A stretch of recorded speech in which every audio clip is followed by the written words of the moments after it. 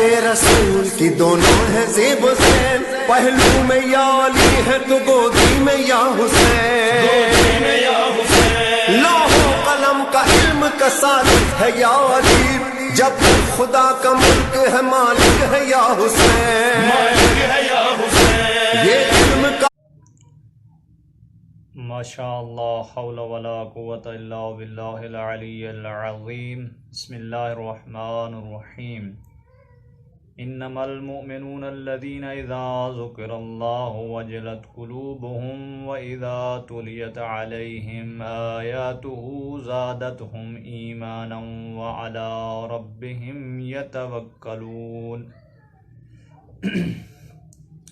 ہمارا جو سلسلہ بحث چل رہا تھا آداب تلاوت کلام پاک کے بارے میں، جس میں ہم نے آداب تلاوت کلام پاک کے بارے میں 3 گروہ بیان کیے تھے، اور ان میں سے تیسرا گروہ جو مومنین متقین پرہیزگاروں کا گروہ تھا، جو قرآن کی صحیح معنوں میں تلاوت بھی کرتے ہیں اور اس کے مفاہیم احکام مطالب کو سمجھتے بھی ہیں اور اس پر عمل بھی کرتے ہیں، یعنی جس کو امام صادق علیہ السلام کے فرمان کے مطابق بھی ہم نے آپ کے سامنے بیان فرمایا تھا، اور امام صادق علیہ السلام نے فرمایا تھا یہ مومن حقیقی صحیح معنوں میں قرآن کی تلاوت کرنے والے، اس کے مفاہیم کو سمجھنے اور اس پر عمل کرنے والے لوگ ہی مومن اور حقیقی مومن ہیں۔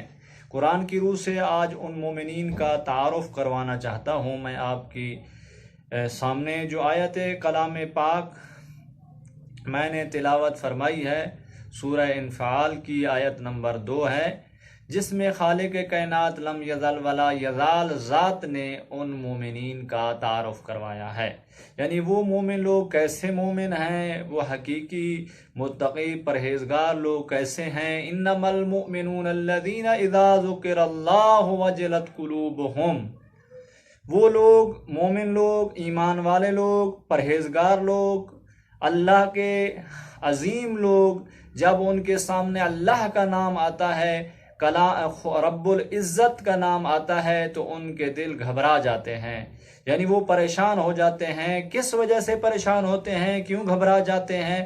وہ یہ کہ ان کو اپنی مسئولیت کا احساس ہوتا ہے، اپنے وظیفے کا احساس ہوتا ہے کہ ہم نے اپنے وظیفے پر کیا عمل کیا ہے۔ دیکھیں، خالق کائنات لم یزل ولا یزال ذات نے ہمارے لیے بہت ساری نعمات کا انتظام کیا ہے، ہمیں بہت ساری نعمات عطا فرمائی ہیں۔ آپ ایک نعمت کی طرف نگاہ کر لیں، فقط جو ہمیں بینائی دی ہے، یہ دیکھنے کی نعمت بصیرت دی ہے، اور نعمت سماعت دی ہے، نعمت تکلم دی ہے، یعنی ہمیں بات کرنے کی جو نعمت خالق نے ہمیں عطا کی ہے، ہم اس کی کسی نعمت کی طرف نگاہ کریں، اور پھر ہم خالق نے ہمارے لیے رزق و روزی کا بندوبست بھی کیا ہے۔ وَمَا مِن دَابَّةٍ فِي الْأَرْضِ إِلَّا عَلَى اللَّهِ يَعْلَمُ مُسْتَقَرَّهَا وَمُسْتَوْدَعَهَا، یعنی خالق کائنات کی ذات ایسی ذات ہے جو یہ جانتی ہے کہ انسان کو رزق کس طرح دینا ہے، ہمارے رزق کا بھی بندوبست کیا ہے، خالق کو معلوم بھی ہے۔ یعنی ایک واقعہ آپ کی خدمت میں عرض کرنا چاہتا ہوں۔ حضرت موسیٰ علیہ السلام کا جب آخر وقت تھا تو عزرائیل حضرت موسیٰ علیہ السلام کے پاس آیا۔ جب عزرائیل نے کہا کہ ابھی خدا کی طرف تیرا دوست تجھے بلانا چاہتا ہے، خدا کی طرف آپ نے جانا ہے، تو حضرت موسیٰ علیہ السلام کے ساتھ اس کی جو بیٹی چھوٹی کھڑی تھی، تو حضرت موسیٰ علیہ السلام نے اپنی بیٹی کی طرف دیکھا، پھر خالق کی طرف متوجہ ہوئے، نگاہ کر کے اس عزرائیل کی طرف دیکھا، کہا کہ میں چلا جاؤں تو میری اس چھوٹی بچی کا کیا بنے گا؟ یہ بہت چھوٹی ہے، بہت کمزور ہے، بہت ناتوان ہے۔ وہاں خالق کائنات کی طرف سے حضرت موسیٰ علیہ السلام پر وحی نازل ہوئی، آئے موسیٰ جو آپ کے سامنے پتھر پڑا ہے اس پر اپنی عصا مارو۔ جب حضرت موسیٰ علیہ السلام نے اس پتھر پر عصا مارا تو پتھر 2 ٹکڑے ہوا۔ جب 2 ٹکڑے ہوا دیکھا تو ایک کیڑا ہے، وہ اپنا رزق اپنے منہ میں لیے ہوئے ہے۔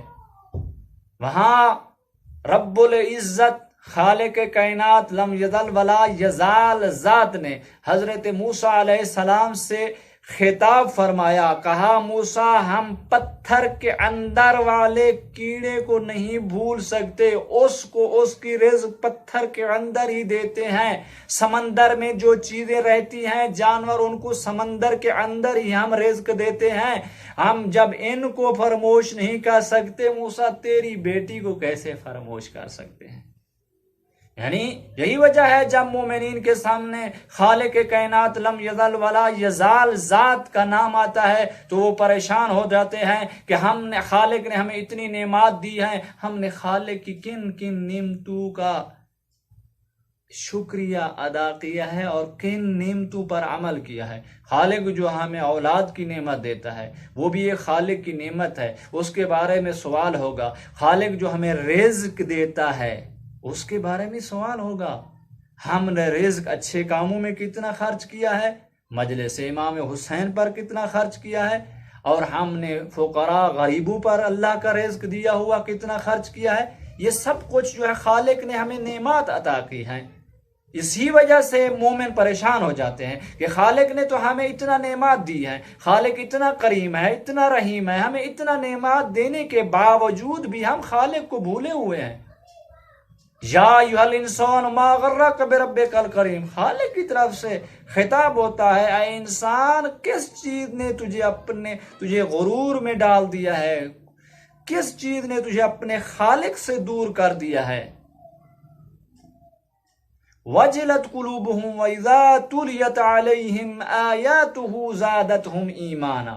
دوسری مومنین متقین پرہیزگاروں کی صفت یہ ہے کہ وہ لوگ جب ان کے سامنے اللہ تعالی کی کتاب کی آیات کو تلاوت کیا جاتا ہے، جب آیات کو تلاوت کیا جاتا ہے وہ ان کے ایمان میں اضافہ ہوتا ہے، ایمان بڑھ جاتا ہے، ان کے اندر ان کے حوصلے بڑھ جاتے ہیں، ان کی اللہ پر امید بیشتر ہو جاتی ہے۔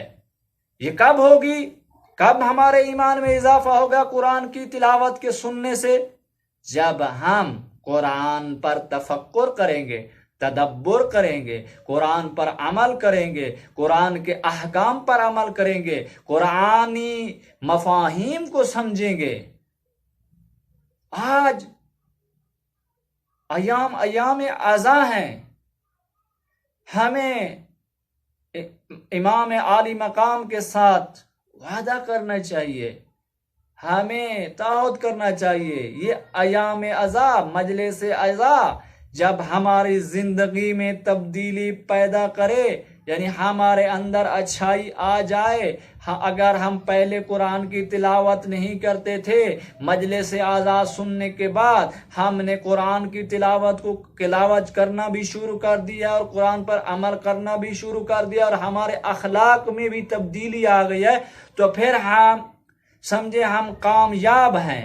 ہمارا یہاں مجلس عزا میں آنا بھی باعث ثواب ہے، عبادت ہے۔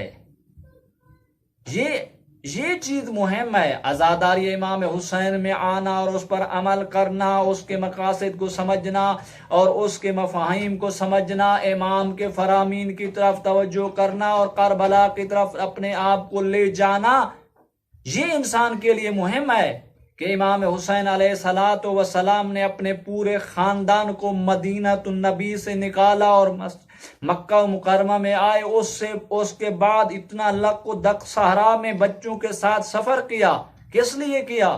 ہم جب یہ سوچیں گے، جب یہ فکر کریں گے کہ امام کا کوئی مقصد تھا، امام نے جنگ کے دوران تیروں کے سائے میں برسات ہو رہی تھی، تیروں کی، دشمن کی طرف سے تیر و نیزوں کی بارش ہو رہی تھی، امام نے نماز کو ترک نہیں کیا۔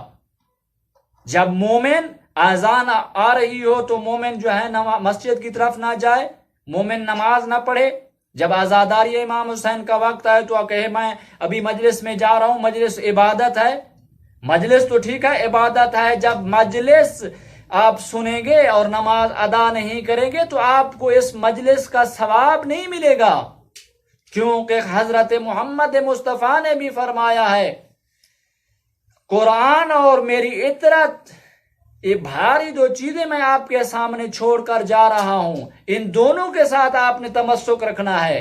یعنی وہ عزادار نہیں جب نمازی نہ ہو، وہ نمازی نہیں عزادار نہ ہو، یعنی یہ دونوں چیزیں ایک دوسرے کے ساتھ لازم و ملزوم ہیں۔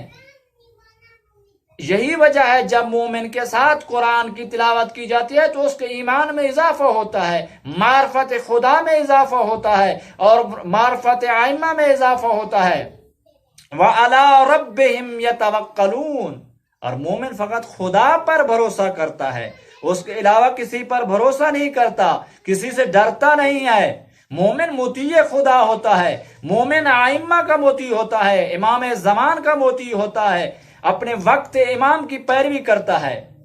کربلا میں آپ کو یہ چیزیں سب ملتی ہیں، امام کے مطیعوں کی داستانیں موجود ہیں جو آپ ہر روز سنتے ہیں، ہر سال سنتے ہیں۔ سب سے مطیع اور فرما بردار جو پہلے امام پر سب سے پہلے شہید ہونے والے ہیں ان کا نام مسلم بن عقیل ہے، جو مکہ میں حضرت امام حسین علیہ السلام کے ساتھ آئے اور ماہ رمضان کے دوسرے حصے میں یعنی 15 کے بعد امام سے جدا ہوئے۔ امام نے کہا کہ یہ خط آ رہے ہیں کوفہ والوں کی طرف سے، میں آپ کو بھیجتا ہوں، آپ یعنی ایک بہت پرہیزگار عالم فقیر اور امام کے مورد اعتماد، بہت بڑی عظمت ہے مسلم بن عقیل کی۔ عزاداران امام حسین اپنے آپ کو امام کے قریب لے جائیں، بہت عظمت ہے مسلم بن عقیل کی۔ جب مسلم بن عقیل کو امام نے یہ کہا کہ آپ میری طرف سے کوفہ والوں کے پاس جائیں، جب امام کی طرف سے ایک خط لکھ کر امام نے دیا کہ آپ کے خط آئے، میں نے آپ کے خط پڑھے، اب میں اس کے جواب میں اپنے بھائی، اپنے مورد اعتماد مسلم بن عقیل کو آپ کی طرف بھیج رہا ہوں، یعنی جس نے مسلم بن عقیل کی اطاعت کی اس نے امام حسین کی اطاعت کی، جس نے مسلم کی بیعت کی اس نے حسین کی بیعت کی۔ اتنا مقام ہے مسلم کا۔ جب مسلم کوفہ میں پہنچے لوگوں نے بیعت کرنا شروع کی، 18,000 تک روایات میں ملتا ہے بیعت ہوئی۔ جب یہ بیعت کا کام ہو گیا تو مسلم نے ایک خط لکھا کہ مولا کوفہ کی سرزمین آپ کے لیے ہموار ہے، کوفہ کے لوگ آپ کے ساتھ ہیں۔ جب مولا امام عالی مقام کے پاس یہ خط آیا تو امام نے پھر جو ہے ایک صحابی ہے قیس بن مسحر، اس کو بھیجا وہاں کوفہ میں۔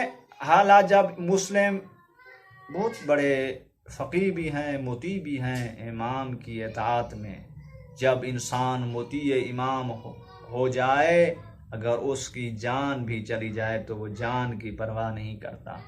امام کی اطاعت میں جب مسلم 18,000 کے تعداد تک لوگوں نے بیعت کر لی تو مسلم کے ساتھ کیا ہوا؟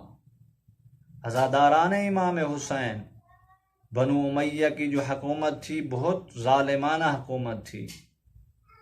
نعمان بن بشیر کو جب کوفہ کے گورنری سے اتارا گیا، ہٹایا گیا، ابن زیاد جب آئے تو اس نے لوگوں پر زیادہ سختی کرنا شروع کر دی اور اس نے کوفہ کے لوگوں پر زیادہ خوف و ہراس ڈالا، جس کی وجہ سے مسلم بن عقیل کو بیعت جو کر چکے تھے وہ لوگوں نے مسلم کی بیعت سے ہاتھ اٹھانا شروع کر دیا۔ کچھ لوگ زندان میں چلے گئے، کچھ پریشان اور خوف و ہراس کی وجہ سے اپنے گھروں میں بیٹھ گئے۔ عزاداران امام حسین، وہ وقت بھی مسلم پر آیا جب مسلم کو رستہ بتانے والا کوئی نہیں تھا۔ کوفے کا شہر، وہ غریب الوطن، جہاں مسلم کا اپنا وطن نہیں تھا، کوئی رستہ بتانے والا رہی گیا، رات کا عالم، تاریکی، کبھی اس گلی میں کبھی اس گلی میں۔ عزاداران امام حسین، آپ خوش قسمت ہیں، آپ کے ساتھ دین بنا بنایا آ گیا ہے، اس کی پیروی کریں، یہاں آل رسول کا بہت خرچ ہوا ہے۔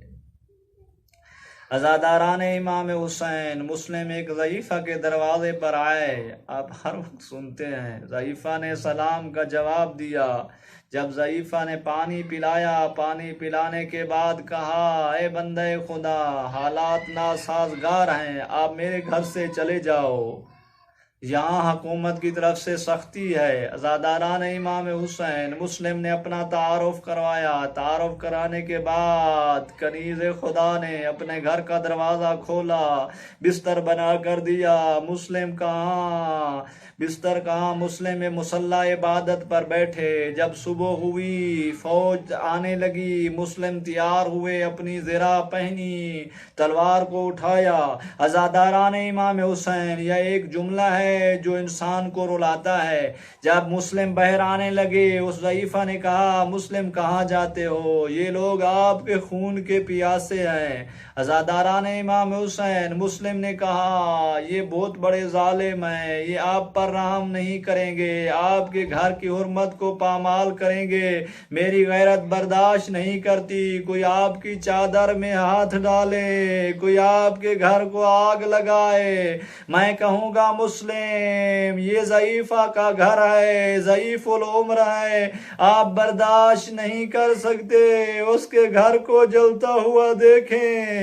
عزاداران امام حسین، میں کہوں گا مسلم، کاش آپ 11 ہجری کو مدینہ میں ہوتے، وہاں ایک گھر کو مسلمانوں نے آگ لگائی،